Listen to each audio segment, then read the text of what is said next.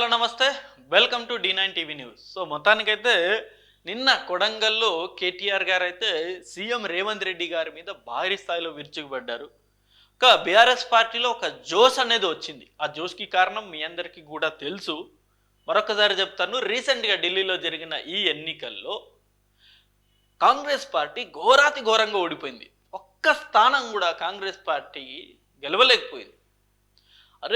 కేంద్రంలో ప్రధాన ప్రతిపక్ష హోదాలో ఉన్న కాంగ్రెస్ పార్టీ, అదే ఢిల్లీ గడ్డ మీద కొన్ని దశాబ్దాలుగా ఏలిన కాంగ్రెస్ పార్టీ ఢిల్లీలో ఒక్క స్థానం కూడా గెలవలేకపోయింది. కనీసం ఆప్కి పోటీ ఇవ్వలేకపోయింది ఆమ్ ఆద్మీ పార్టీ. అంత ఘోరంగా ఓడిపోయింది. ఇక ఓడిపోయేసరికి ఇక బీఆర్ఎస్ పార్టీలో ఒక ఉత్సాహం అనేది వచ్చేసింది.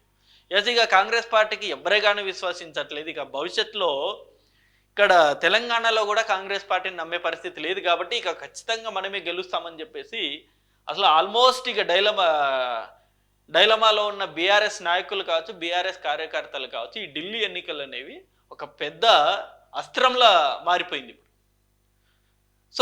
ఆ అస్త్రాన్నే ఇప్పుడు కేటీఆర్ గారు కరెక్ట్గా ఉపయోగించుకుంటున్నారని అయితే అనుకుంటున్నాను. ఎందుకంటే నిన్న ఆయన చేసిన స్టేట్మెంట్లు, ఇచ్చిన కామెంట్లు అయితే తారాస్థాయిలో ఉన్నాయి. ఒకసారి ఆయన ఏం మాట్లాడారనేది ఒకసారి మనం చూసుకుందాం. ఎండగొట్టిన రైతు భరోసా ఎప్పుడు ఇస్తావు రేవంత్? 2023 యాసంగిలో ఒక్కొక్క ఎకరానికి ఎగ్గొట్టిన రైతు భరోసా 2500 ఎప్పుడు ఇస్తావు? 2024 వానాకాలంలో ఒక్కొక్క ఎకరానికి ఎగ్గొట్టిన రైతు భరోసా 7500. 2024 యాసంగిలో ఒక్కో ఎకరానికి ఎగ్గొట్టిన రైతు భరోసా 7500. కాంగ్రెస్ ప్రభుత్వం ఒక్కో ఎకరానికి బాకీ పడ్డ రైతు భరోసా 17500. ఒక్కొక్క రైతుకి ఇప్పుడు అంటే 2500, 7500, 7500 మొత్తం 7500, 7500 15 ప్లస్ ఇది 25 17,500 రూపీస్ మీరు ఏదైతే రైతులకు ఇవ్వాలో గతంలో మీరిచ్చిన హామీనే కదా ఇది. మేమేం కొత్తగా అడగట్లేదు. మీరిచ్చిన హామీనే, ఎన్నికలప్పుడు మీరిచ్చిన హామీనే మీరు ఇంతవరకు పెండింగ్లో పెట్టారు. ఇక మీరు ఎప్పుడు ఇస్తారు ఆ పైసలు రైతులకి అని చెప్పేసి నిన్న కొడంగల్లో రైతులకు సంబంధించి దీక్ష జరిగింది కదా, ఆ దీక్షలో పాల్గొని కేటీఆర్ గారు ఈ స్టేట్మెంట్లు అనేవి ఇవ్వడం జరిగింది. ఈ ఒక్క స్టేట్మెంటే కాదు, ఇంకా అనేక స్టేట్మెంట్లు కూడా ఇచ్చారు. అది ఒక్కసారి మనం మాట్లాడుకున్నట్టయితే, అరాచకాలు, దుర్మార్గాల దుర్యోధన పాలన రేవంత్ది, వాటిపై భూపోరాటం అనే ఆయుధం చేస్తున్న రైతులు. రీసెంట్గా మనందరికీ తెలుసు, ఈ లగచర్లలో అయితే తీవ్ర స్థాయిలో ప్రభుత్వం వర్సెస్ ప్రజలుగా గతంలో యుద్ధం అనేది నడిచింది. అనేక మంది రైతులు కూడా అనేక కేసులు ఇరుక్కొని జైలుకి కూడా వెళ్ళి వచ్చారు. ఈ అంశం రీసెంట్గా కేటీఆర్ గారు ప్రస్తావిస్తూ, ప్రస్తుతం లగచర్లలో మీరు ఆ వీడియో కూడా ఒకటి పోస్ట్ చేశారు. లగచర్లలో ఇంతమంది రైతులు బ్రహ్మాండంగా పంటలు పండిస్తూ ఉంటే ఈ భూమి దేనికి పనికిరాదు, రైతాంగానికి పనికిరాదు అని చెప్పేసి గతంలో మీరు ఏ రకంగా స్టేట్మెంట్లు ఇచ్చారు అని చెప్పేసి కూడా రీసెంట్గా కేటీఆర్ గారు ఫైర్ అయ్యారు దాని మీద, అంశం మీద. అదే ఇక్కడ చేస్తున్నారు. అంటే దుర్మార్గాల దుర్యోధనుడి పాలన, అంటే దుర్యోధనుడి పాలనతోటి ఇప్పుడు ప్రస్తుతం రేవంత్ రెడ్డి పాలన పోల్చారు ఆయన. అవినీతి చేస్తున్నారనో, అరాచకాలు చేస్తున్నారనో, దౌర్జన్యాలు చేస్తున్నారనో, స్కాములు చేస్తున్నారనో, ఇలా అనేక రకాల దోపిడీ చేస్తున్నారో తప్ప ప్రజలకి ఎలాంటి స్కీమ్స్ అనేది అందట్లేదు, ఇవ్వట్లేదు అన్నది నిన్న కేటీఆర్ గారు చెప్పిన మాట. ముఖ్యమంత్రి ఆరాటమంతా అల్లుడు ఆదాని కోసమే. ప్రస్తుతం వచ్చేసి అంటే ఈ లగచర్లకు సంబంధించి అంశాలన్నీ కూడా ఈ అల్లుడికి సంబంధించిన అంశాలు, అంటే కేవలం అల్లుడు కోసమే అక్కడ లగచర్లలో అన్ని ఆ భూములన్నీ కూడా కట్టుబెట్టాలని చూస్తున్నారు, ఆదానికి ఆ భూములు కట్టుబెట్టాలని చూస్తున్నారు తప్ప అసలు రైతుల పక్షాన కానీ లేకపోతే ప్రజల పక్షాన ఆయన ఏనాడు నిలవట్లేదు అని చెప్పేసి కేటీఆర్ గారు చెప్పిన మాట. లగచర్లలో ఇంత ఇష్యూ అవడం కూడా కారణం ఇదే. అక్కడ భూములన్నీ కూడా ప్రస్తుతం ఈ రేవంత్ రెడ్డి గారికి సంబంధించిన ఈ బంధువులకి, లైక్ అల్లుడనో లేకపోతే ఆదాని గారికి సంబంధించిన కంపెనీలో వీటికి ఇవ్వాలని చెప్పేసి ప్రస్తుతం ప్రభుత్వం తీసుకున్న నిర్ణయం, దాన్ని అక్కడున్న ప్రజలు వ్యతిరేకించారు. అదే ఇక్కడ కేటీఆర్ గారు ప్రస్తావించారు. మీరు కేవలం మీ ఆరాటం అంతా అల్లుడికి ఆదానికి దోచిపెట్టడానికే తప్ప రైతులకి ఎలాంటి ఉపయోగం లేదు మీ వల్ల అని చెప్పేసి కేటీఆర్ గారు చెప్పిన మాట. రేవంత్ రెడ్డి దమ్ముంటే రాజీనామా చేసి నిలబడు, బీఆర్ఎస్కి 50,000 మెజార్టీ కన్నా ఎక్కువ ఒక్క సీటు తగ్గిన రాజకీయ సన్యాసం తీసుకుంటా. అసలు ఇది అతిపెద్ద ఆఫర్ అనే చెప్పుకోవచ్చు రేవంత్ రెడ్డి గారు కావచ్చు, లేకపోతే కాంగ్రెస్ పార్టీకి కావచ్చు. బట్ ఇది జరగదు, జరిగే అవకాశం కూడా లేదు. ఎందుకంటే ఒక ముఖ్యమంత్రి స్థాయిలో ఉన్న వ్యక్తి కేటీఆర్ గారు చేసిన సవాలుకి ఆయన స్వీకరించి ఆయన రాజీనామా అయితే చేయడు. అసలు రాజకీయాల్లో సవాలుకి ప్రతి సవాలు ఎప్పుడు చేసుకుంటారు తప్ప ఆ సవాల్కి దిగరు వాళ్ళు. ఇప్పుడు రేవంత్ రెడ్డి గారు మీరు రాజీనామా చేయండి, రండి పోటీకి నిలబడదామని చెప్పేసి కేటీఆర్ చెప్పినంత మాత్రాన రేవంత్ రెడ్డి గారు రాజీనామా అయితే చేయడుగా రేవంత్ రెడ్డి గారు. సో బట్ ఆ కాన్ఫిడెన్స్ చూసారా కేటీఆర్ గారిలో? అంటే ఖచ్చితంగా రేవంత్ రెడ్డి రాజీనామా చేసి ఎన్నికల్లో నిలబడితే ఖచ్చితంగా ఓడిపోతాడని చెప్పేసి ఆయన చాలా కాన్ఫిడెంట్గా ఉన్నాడు. ఎందుకంటే రేవంత్ రెడ్డి గారు నిలబడ్డా సరే 50,000కు ఒక్క ఓటు తక్కువ వచ్చిన రాజకీయ సన్యాసం తీసుకుంటారన్నారు ఆయన. సో ప్రస్తుతం బీఆర్ఎస్కి నడుపుతుందే కేటీఆర్ గారు, కేసీఆర్ గారు సైలెంట్ అయిపోయారు. అలాంటి బీఆర్ఎస్ని నడుపుతున్న ఇంజన్ లాంటి కేటీఆర్ గారే నేను రాజకీయ సన్యాసం తీసుకుంటానని చెప్పారంటే ఇక ఆయనకి ఎంత కాన్ఫిడెన్స్ ఉండాలి ప్రస్తుతం ఈ జరుగుతున్న పరిణామాల మీద, అక్కడ రేవంత్ రెడ్డి గారు గెలవడనే ఒక అంశం మీద. సో కాంగ్రెస్ పార్టీకి ఇది ఒక మంచి అవకాశమే ఓ రకంగా చూసుకుంటే.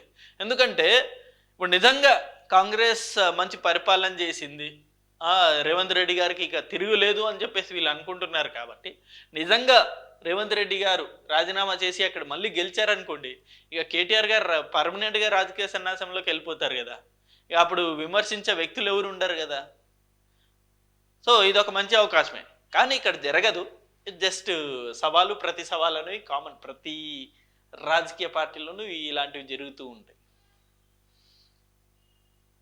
అడ్డిమార్ గుడ్డి దెబ్బలా నీకు సీఎం కుర్చీ దక్కింది.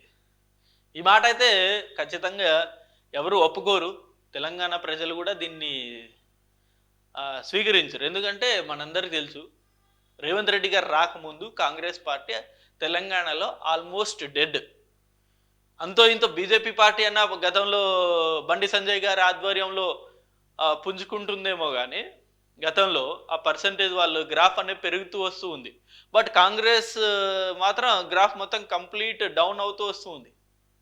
బట్ ఎప్పుడైతే రేవంత్ రెడ్డి గారు పగ్గాలు చేపట్టారో అప్పటి నుండి కాంగ్రెస్ పార్టీకి తిరుగు లేకుండా అయిపోయింది. అసలు ఆయన నిలబడ్డాడు, కష్టపడ్డారు, సక్సెస్ అయ్యారు, సీఎం కుర్చీ ఆయన దగ్గరికే వచ్చి. ఇది రేవంత్ రెడ్డి గారి వన్ వర్డ్లో వన్ స్టేట్మెంట్లో చెప్పాలంటే మాట. ఆల్మోస్ట్ డెడ్ అయిన కాంగ్రెస్ పార్టీ అసలు కార్యకర్తలు కూడా ఇతర పార్టీలోకి జంప్ అవుతున్న తరుణంలో రేవంత్ రెడ్డి గారు వచ్చి ఆ కార్యకర్తల దగ్గర నుండి పెద్ద బడా స్థాయి నాయకుల వరకు అందరిలోనూ మనోధైర్యాన్ని నింపి ప్రజల్లో కూడా ఒక చైతన్యం తీసుకొచ్చి బీఆర్ఎస్ పార్టీని ఓడించి ఆయన ఇవాళ గద్దెనెక్కారు. అంతే తప్ప ఏదో సింపుల్గా అడ్డిమార్ గుడ్డి దెబ్బలో ఆయన సీఎం కుర్చీ రాలే. ఇవాళ చాలా కష్టపడ్డారు ఆయన. బట్ ఇప్పుడు ప్రస్తుతం కొంచెం ఆర్థిక పరిస్థితి అనేది బాగాలేదు తెలంగాణకి.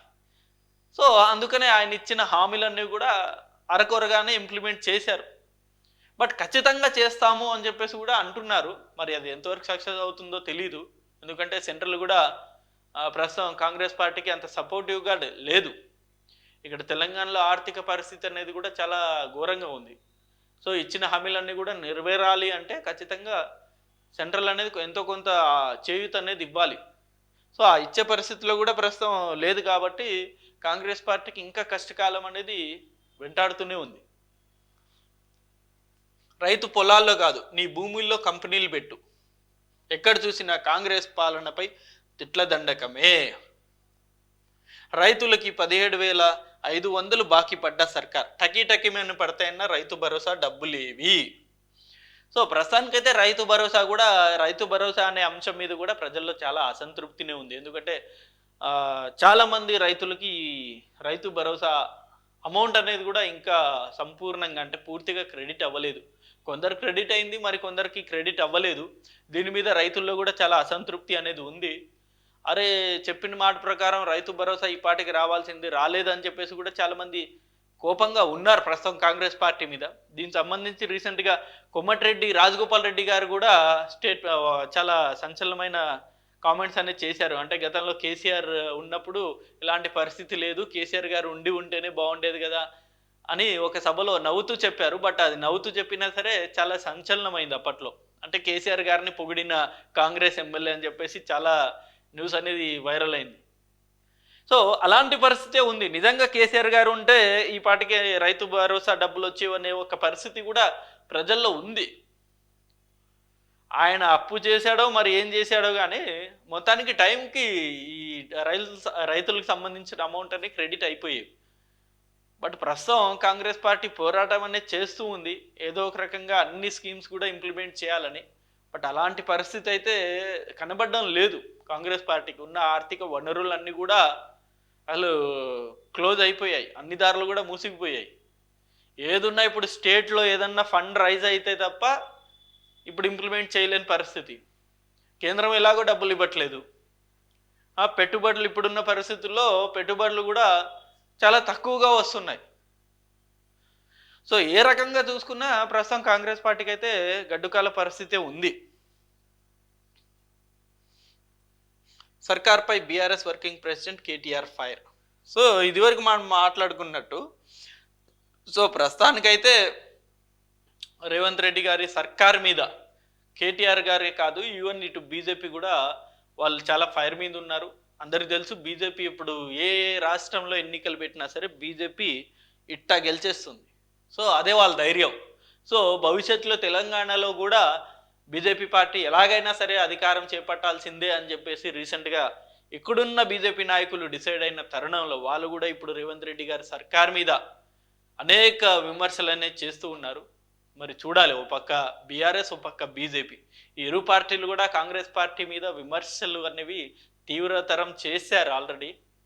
సో మరి చూద్దాం కాంగ్రెస్ పార్టీ వీటన్నిటిని ఎలా తట్టుకొని నిలబడుతుంది, ఇచ్చిన హామీలు ఏ మేరకు ఇంప్లిమెంట్ చేస్తుంది, ఎలా ఇంప్లిమెంట్ చేస్తుంది అన్నది భవిష్యత్తులో మనకు తెలుస్తుంది. సో ఇది వీడియో. అండ్ ఈ అంశం మీద మీ అభిప్రాయాన్ని కూడా కింద కామెంట్ రూపంలో తెలియజేయండి. Thank you for watching this video. Thank you.